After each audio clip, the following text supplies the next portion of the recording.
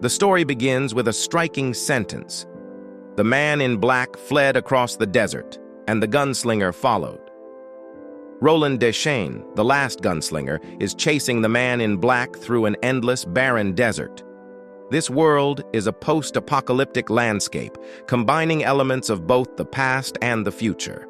It is a world that has moved on, meaning it has degenerated into chaos and decay. Roland encounters Brown, a solitary farmer, and his talking raven, Zoltan. During his stay with Brown, Roland recounts his pursuit and past experiences. These flashbacks provide the reader with insight into Roland's relentless determination and his background. Roland narrates his time in the town of Tull, where he stopped while tracking the man in black.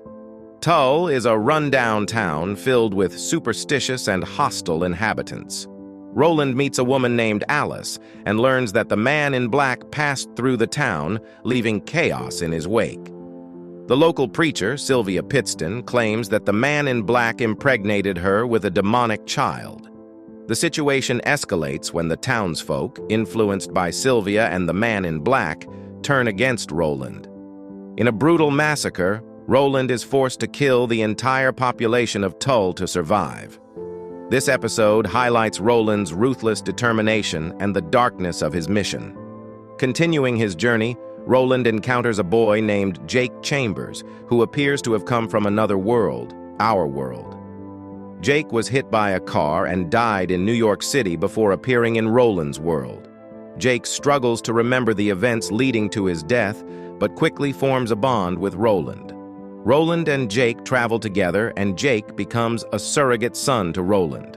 Their relationship is strained by the grim prophecy that Roland might have to sacrifice Jake to continue his pursuit of the man in black.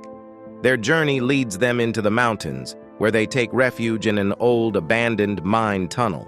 There, they are attacked by mutated humans known as the Slow Mutants. Roland fights through the tunnels, bringing Jake to safety. They eventually reach a bridge over a deep chasm, where the pivotal confrontation occurs. Roland faces an impossible choice. To catch the man in black, he must let Jake fall into the abyss. Jake falls with the memorable words, "Go then. There are other worlds than these." This scene marks a central turning point, showcasing Roland's willingness to sacrifice anything to reach the Dark Tower. Finally, Roland catches up with the man in black. The two sit by a campfire, and the man in black, named Martin Broadcloak, lays out tarot cards to foretell Roland's fate. He shows Roland visions of the past, present, and future, explaining that Roland's quest for the Dark Tower is just beginning.